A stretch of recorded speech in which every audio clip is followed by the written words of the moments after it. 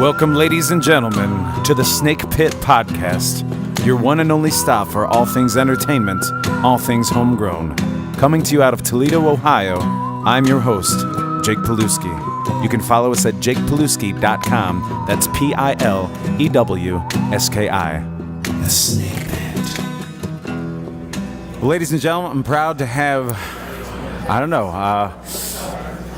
I guess bar owner is what you say. You would be the inaugural one, Mr. Jim Mettler of Ye Olde Cock and Bull, downtown of Washington and Huron. What's up, Jim? How are you, Jake? It's good to see you, my friend. Thanks for asking me. I'm good. I figured it was going to be fitting if I could have you on here, as many of my previous guests have mentioned you as being essentially a pioneer downtown. Well, I don't know about that, but that's kind of them. You've had a big hand in the resurgence, as a number of them had, like Ed Basinski down in Blarney. I mean, there's been a lot of good players in the game. I know you started with the downtown thing. Was Table 44? Was that your first gig downtown? Yeah, that was my first foray into this business, as a matter of fact.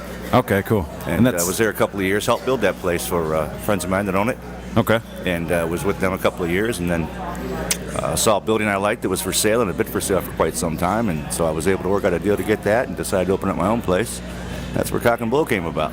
And that's what I wanted to get into, is because most people listening to this know Ye Olde Cock and Bull quite well. I mean, you guys have a prime location. Mm-hmm. I mean, you're right across from home plate. I think it's a great location. The surprising thing is, though, that building had been for sale since shortly after the ballpark opened.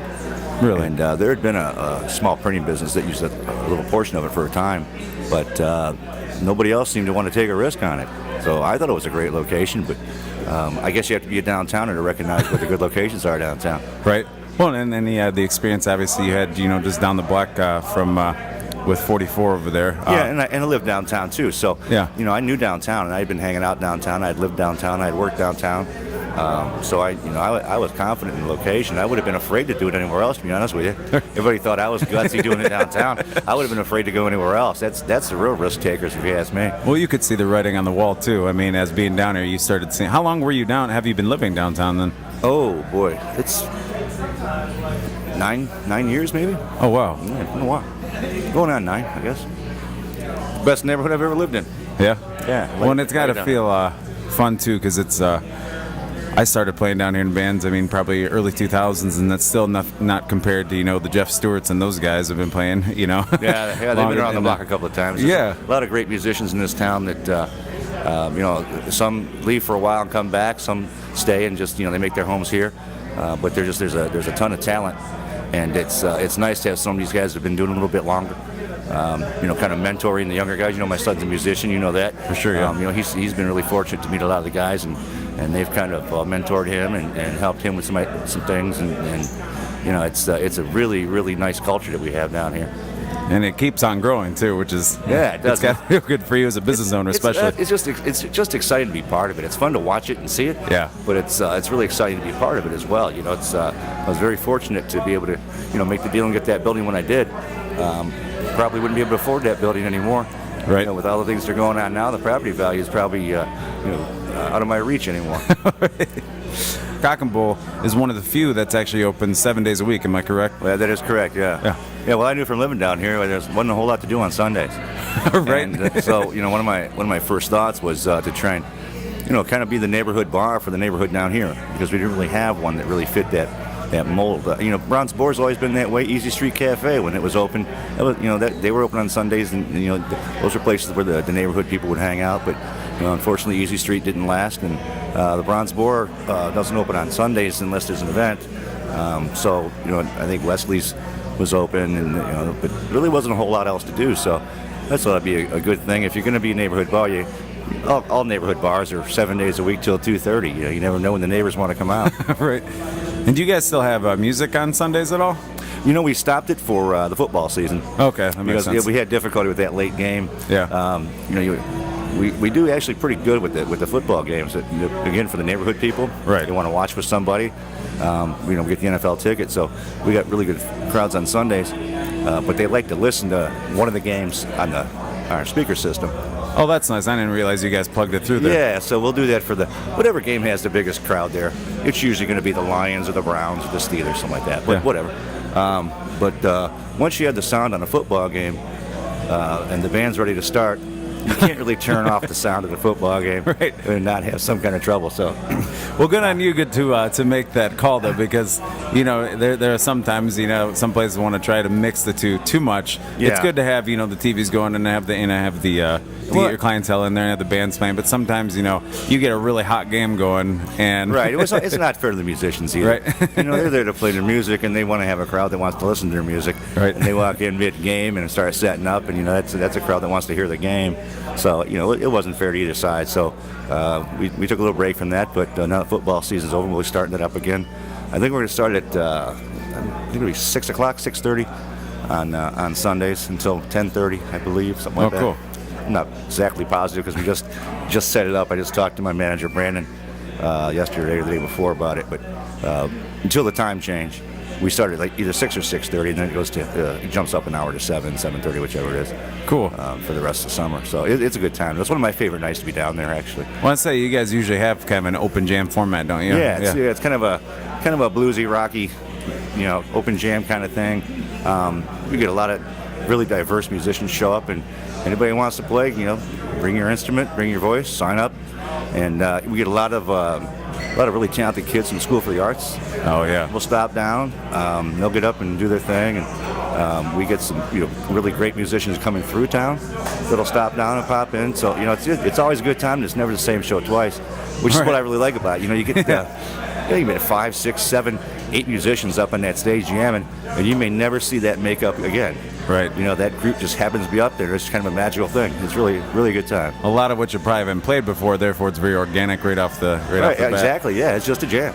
Yeah. They just get up there and they figure out who knows what, and they mix it up. They might bring up some guy to play guitar for a couple of songs, and then they switch out bass players and the same guitar player, and then they get a different drummer and then a new guitar player, and just you never know. It's just all kinds of different configurations. Everybody just has a good time, and they figure it out as they go, but it always sounds good. Right.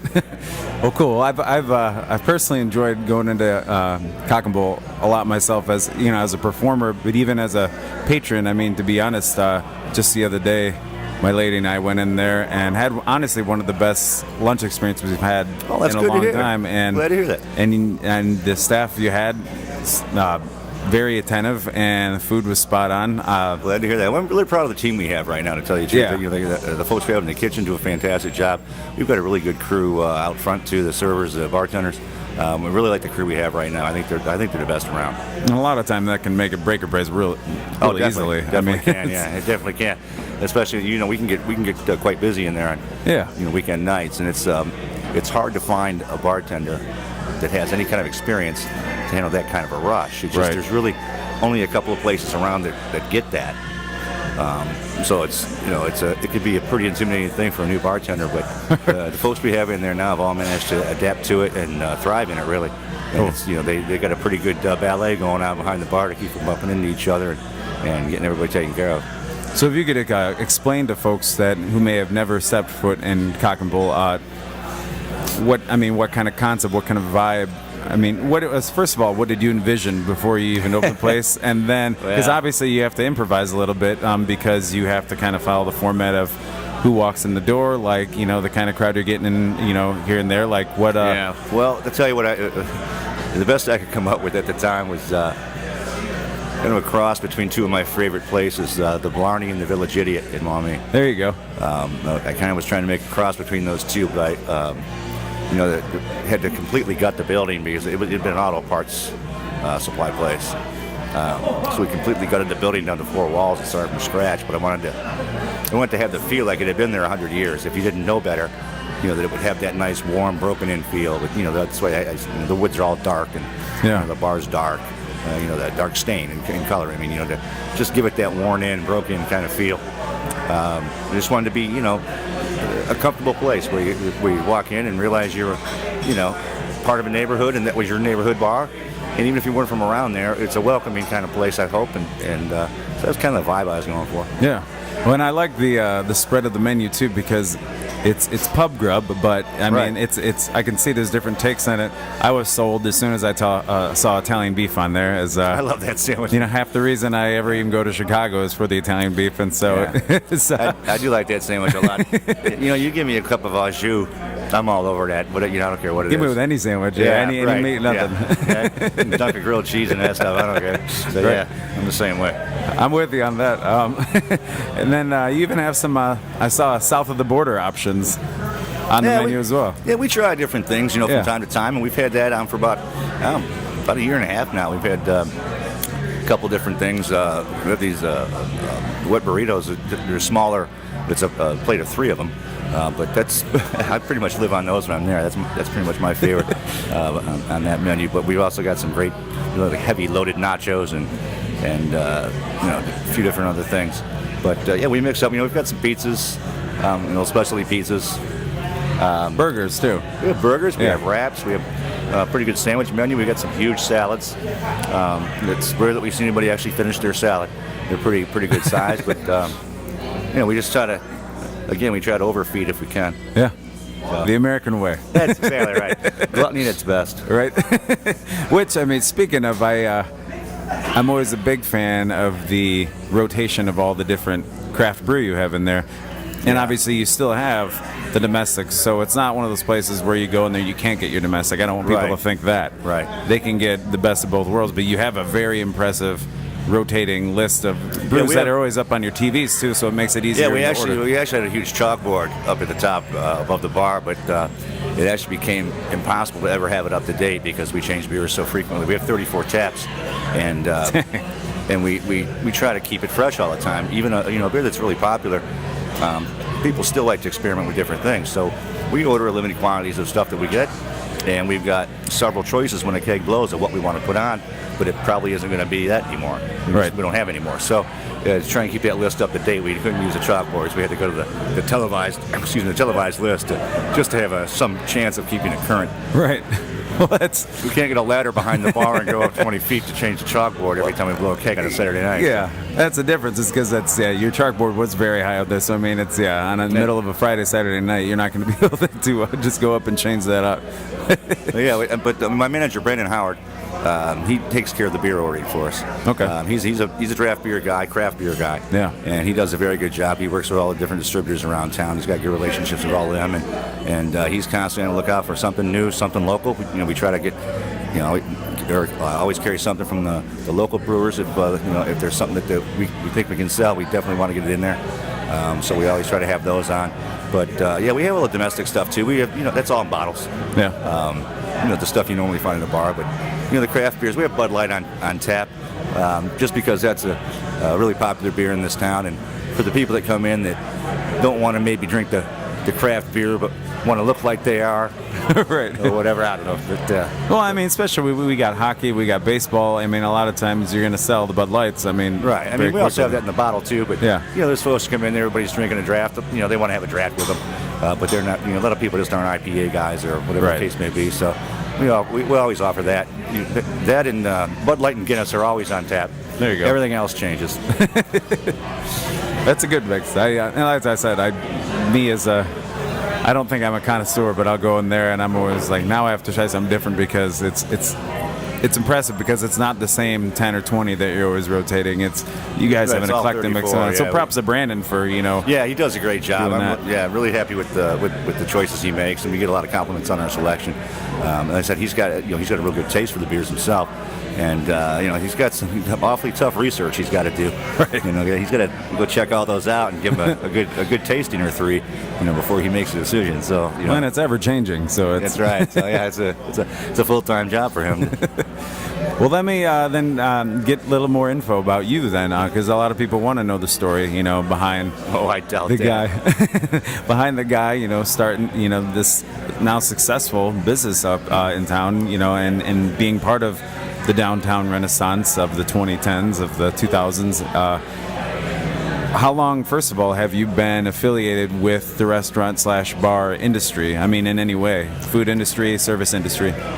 Since 2010. So 2010? When Table 44 opened, that was my first Wow. job of any kind in this industry whatsoever. That's impressive. I've just got I've got the most crazy resume of anybody I've ever met. Yeah. Yeah, it's just totally random, unrelated. I've been a truck driver and a carpet cleaner, window washer, a state representative, bar owner, property developer. I mean, it's all over the place. I can't make any rhyme or reason of it. I mean, I imagine somewhere along the way you'd start finding some parallels in the different trades. I mean, hard work if anything else. I guess. It seems like damn near everything I've ever done, I never really set out to do. Yeah. It's just the opportunity came my way, and I took advantage of it, and ended up doing it because I enjoyed it. And then one thing would lead to something else, and something. I went to UPS to work my way through college ostensibly. When I got out of high school, I wrangled my way into UPS to work my way through college. Ended up staying there 18 years, and I was driving semis when I left. And I left there because I got an opportunity to work for the state auditor doing some public relations, and it's just crazy stuff happens to me. I'm not sure how to explain it, but I've been very fortunate. So you are essentially the poster child of Carpe Diem. I mean, or carpet bagger. I don't know. Right. One or the other. I'm not sure which. But you've made it work, and that's the thing, is a lot of people, think sometimes you have to have 30, 40 years in the industry just to even have a chance at making it work, and you've proven that wrong, obviously, because you didn't get into this industry that you're succeeding at as a business owner until 2010. That's a really, really short time ago. A lot of people are doing good to move up in management in that a small amount of time. Well, I was pretty fortunate that when I helped my friends open Table 44, that they had been in the industry a long time and put in a position to learn a lot of things. And I had other friends. Ed Basinski from the Blarney, I've known for quite a long time. Dave Ball, whose family owns the place we sit now, Dirty Bird, I've known them for years. So there's a lot of good people I could fall back on and get advice from. Zach Leahy, Leahy family have been good friends to me since I first came downtown, I guess. So it's I've always had a support system, people around that could give me some advice and stuff. But I was also fortunate I have a younger brother, barely younger, but Irish twins they call us. We're 11 months apart, so we're the same age every year for 1 month. But he owned a neighborhood bar in our old neighborhood where we grew up for 17 years. Oh wow! So he was a good resource for advice on things as well. So I've just been fortunate to know people that either knew the answers I needed or knew where to find them. Right. So been lucky. Yeah, I mean it goes along with a lot of these musicians I've had and different artists I've had on here of all mediums have said, sometimes their best education just comes from surrounding themselves by people that are already doing it, people that have the experience, and then you allow yourself to be a sponge. I think that's probably true in just about any profession. Yeah. If you're around people, you absorb some things, and that's why I've always told people that are a little intimidated about going to college. Right. I found it to be... people seem, if they haven't been to college, think it's a lot harder than it actually is. And I'm sure if you want to be an engineer or a doctor, it probably is. But I thought it was pretty easy and silly. And to tell you the truth, if you show up every day, you're going to just, absorb enough of it to get a C or a B pretty easily just by going. It's the same kind of principle with different businesses or different career choices or arts or whatever you want to do. You're around it enough, and you'll absorb some knowledge and ideas and get a lot of advice, solicited and otherwise. Right. But it always helps. Yeah. Well, cool. So I also wanted to ask. Typically, I'll ask folks about their past in music. Obviously, not necessarily a musician, but obviously somebody who supports the music. Yeah, I've always been a fan of music. I just wish I had some talent. Well, talent. I mean, you obviously have some talent. Apparently, in the Mettler family, it apparently skips a generation. My son's a musician. Several of his cousins are very talented musicians as well. But none of my siblings or I have any musical talent to speak of. But I've always appreciated music. Always been around it. I grew up in the late '60s and early '70s, into the late '70s, I guess. So it was one of the strangest musical periods. If you look at the way music changed from 1965 to 1975, it's pretty crazy the evolution of music in that period, where you go from some of the old standards and think, Elvis and things like that, and then you get into the folk music, the Mamas and the Papas, and right. like the first two sides of the Woodstock album, right, and then the crazy psychedelic stuff and the acid rock at the end. Yeah. But, by the end of the decade, and the way it just progressed from there, it's a crazy musical time to grow up. So it was. I have a hard time now finding a radio station that I like to listen to for more than 2 minutes. Back then, there were so many choices and different things. It was never boring, that's for sure. So it's great that you have a neighborhood joint though, where people can come down and still see the live music. I like to support it. I like to listen to it. I like to support it, and I think other people like to come down and hear it too. So, I think it's good for the business. Yeah. It makes the place unique. Some places have music, some don't, but we try to get the best that we can. Yeah. And we've been fortunate to have you on our stage many, many times. But there's just so many good, talented people in this town. What's the one shame about it is that our weekends have become so defined by his younger, hipper crowd that comes down that calls me sir.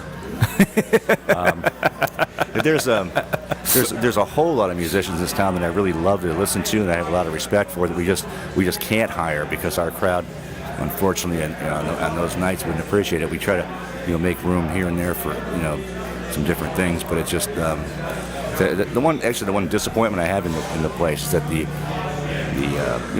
I love hanging out at the Village Idiot. My friend John Schaefer and Nikki Schaefer own it for years, and they have a very eclectic lineup of musicians to play there. And whenever the crowd there, it doesn't matter who the musician is, but the people are there, they respect the music, they listen to the music, and it might not be their thing, but they applaud when the song ends. Right. And they don't listen to it like they're at a show. They'll still have their conversations, but they at least pay attention enough that when a song ends, they politely clap. Yeah. They're there for the music, and they appreciate it, whether it's something they really like or not. They're going to give it a chance, and that's the one thing that I wish I could have established at Cock and Bull, was that we could be a little more eclectic, and still have the crowds be there for the music a little bit more. Right. Which I'm sure you see that a lot on when you have those jams on Sundays, though, too. When you get all those musicians in a room and they bring their friends. And and that's one of the nights that it works. Yeah. Yeah. That makes sense. Yeah. Well, plus, as a businessman, too, I mean, let's compare. Village Idiot, I mean, that's essentially a staple for downtown Maumee for entertainment. Right. Aside from the indoor theater and a couple of the other bars, it's not like they're butting up next to a major league ball field and a major league arena that might bring a concert in for one specific genre of music at a time. Right. So you obviously have to adapt to the market that's coming in your bar too. Exactly, and that's exactly what the case is. It's a different market. They're an established icon in Maumee, and they've made. I'm sure they went through times when they had nobody in that place, when they had musicians to pay. Right. But they've been at it a long time, and they've become successful. They've carved out that niche, and more power to them. And that's what we want for everybody, really, in this town. That's how you build it up. So you figure out got to figure out who your audience is. Right. And capitalize. We hope we've done that. Yeah. Well, you guys are typically jammed, even shoulder to shoulder, even on Friday, Saturday night. We'll walk past there, on one of our breaks, and we'll walk by, check out who's playing. Sometimes walk through if we can, because even sometimes on a non-game night, you guys are seeing a lot of good business, and a lot of it's got to be because you've established a 7 days a week thing that can't hurt. And we've been very fortunate. We've been very fortunate. The business has always been strong, and I agree.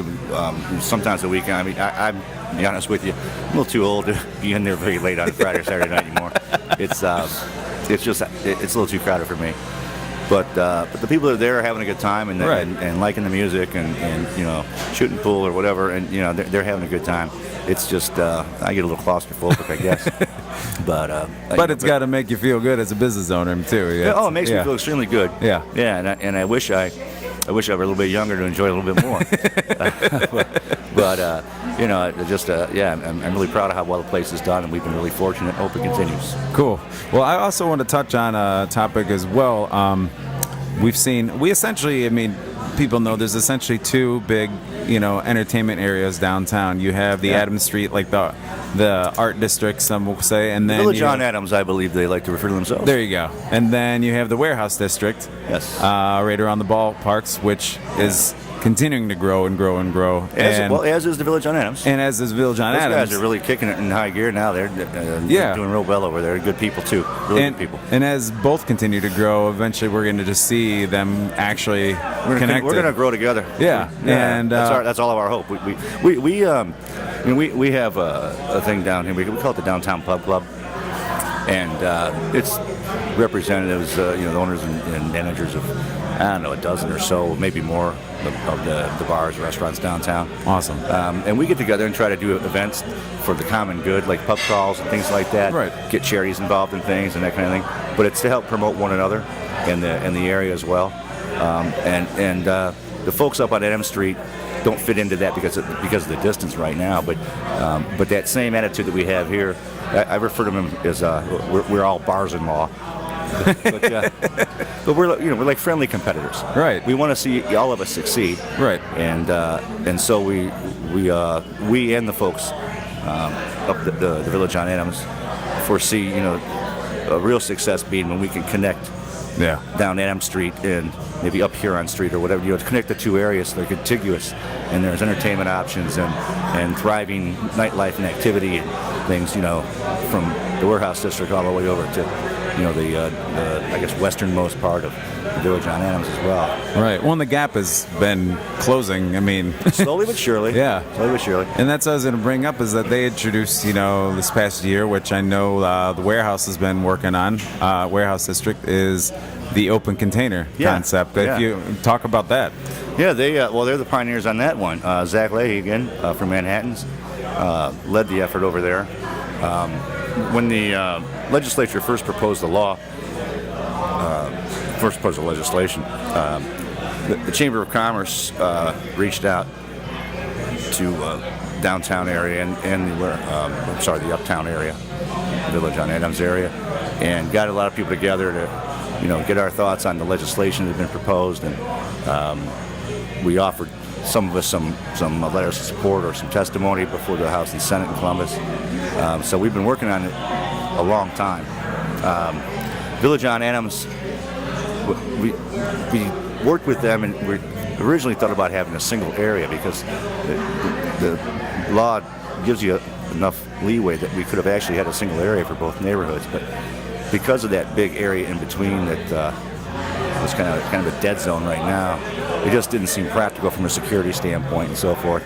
So they moved forward much more quickly than we were able to down here. Mostly because they, two reasons.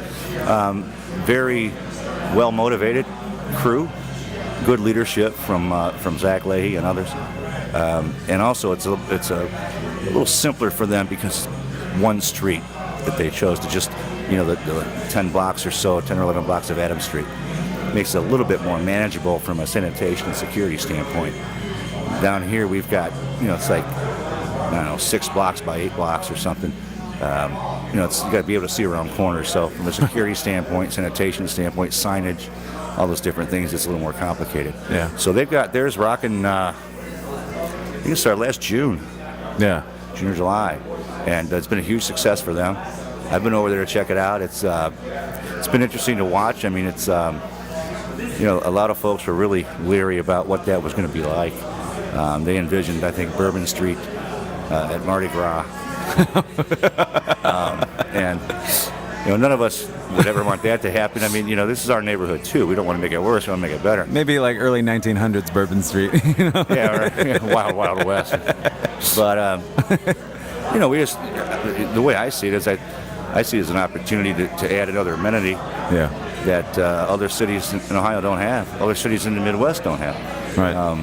It's a nice thing, I think, for young people that are interested in the urban lifestyle, and young professionals in particular. That we always talk about our young people getting lured away to other cities that they think they'll like better when they're looking for work out of college, things like that. I think if we could provide more of that urban lifestyle that they seek, then not only would they be more likely to stay here, but But companies that are competing for that talent pool as employees would be more likely to locate here if they can offer the amenity of a great lifestyle by coming to work for them. Right. So I see it as an economic development tool, among other things. So we're working on getting ours rolled out. We're hoping to have it out by late spring, early summer. But there's a lot of work to be done. A lot of cats to herd, as they say. Right. But we've got an active group working on it. We've gotten some great leadership from several of the permit holders in this area, including folks here at Dirty Bird and Ed Bazinski at Blarney. Joe Napoli with the Mud Hens, Hensville. Oh, cool. They have been very helpful. So we're working through the details and trying to get it, as they say, dot all the T's and get it going down here as well. Awesome. Yeah. Well, I appreciate you being on here. This is Jim Mettler, My pleasure, my friend. the man and the myth behind Yield Cock and Bull at the corner of Washington and Huron. The guy behind Cock and Bull doesn't sound like anything you really want to see. What's up? What's in the alley back there? I suppose we could put some auto-tune and stuff. really have some fun with it. Yeah, right. Before I truly let you go, if you don't mind, as a guy who's totally proven it, and like you said, jack of all trades over the years, but now you've proven that you're more than just a jack of all trades, and you actually might be a master of none, and one of which you never may have seen yourself. I'm getting scared now. No, I'm just looking to pick your brain to give some advice to anybody out there, whether they're an artist of any kind, or looking to get into the business that you were in, or the business of making music or making anything in town. I mean, being part of Toledo, if you have any advice for any aspiring young or even older person, because a lot of people don't realize you can be, beyond what you consider young before you even hit the prime of what you ever thought you'd be doing. The advice I've always given people on, really, and it can apply to anything. Whatever it is you think you'd like to do, go find a job doing that. Or if you can't find a job doing that, find a job doing something around that. And if you can't find a job doing something around that, then just hang around that unpaid and help out. Whether it's at a radio station, being an intern, or just hanging around places where musicians play and getting to know them. Hanging around, going to the art walks, hanging around the museum, the art galleries if you're in art, or if there's a business you think you want to get into, you want to open a pizza joint, go work at one. Go take a job delivering pizzas and making pizzas and learn the business, get paid to do it. And then once you know what you're doing, first of all, you'll figure out if you still like it. Right. Because most people see certain things as a little more glorified than the reality of them are. Right. This owning a bar and restaurant looks like fun and games, but there's some actual work involved. Oh yeah. I try to keep it to a minimum, of course, but a lot of time that's going through and taking the time to have a good staff, having a lot of, like you said, your T's crossed. I mean, it's one of those things though. There's a lot of people, a lot of bars and restaurants fail, and I think the reason that isn't because they're bars and restaurants necessarily a riskier business. I think it's because people somehow romanticize the idea of owning one and don't ever work in one, and they take their life savings and decide to invest in one, and they want to make it their man cave and a place for they and their buddies to hang out. Well, that's not a good business model. I mean, I guess if your buddies are all heavy drinkers and don't mind paying whatever price you charge, but normally that doesn't happen. They end up sitting in the bar driving out the rest of the regulars. It's just right. So they don't know anything about the business, and they dump their life savings into it, and then they're ruined. I would suggest, like I did, work for some guys that know what they're doing for a couple of years, figure out if it's something you still want to do, and have an idea what you're doing. And that can apply to anything you want to do in life. If you really want to do it, find a job doing it for someone else. If you can't find a job, then find a way to volunteer, get in their way, bug them enough to give you advice, whatever. But know what you're getting into, and learn some stuff before you take the plunge with your own dollars. Well, awesome. Well, obviously it worked, and like I said, it's a lot of just so far. It could all come crashing down tomorrow. You never know. Never get cocky, my friend. Oh yeah, true. It's good to be humble. That's right.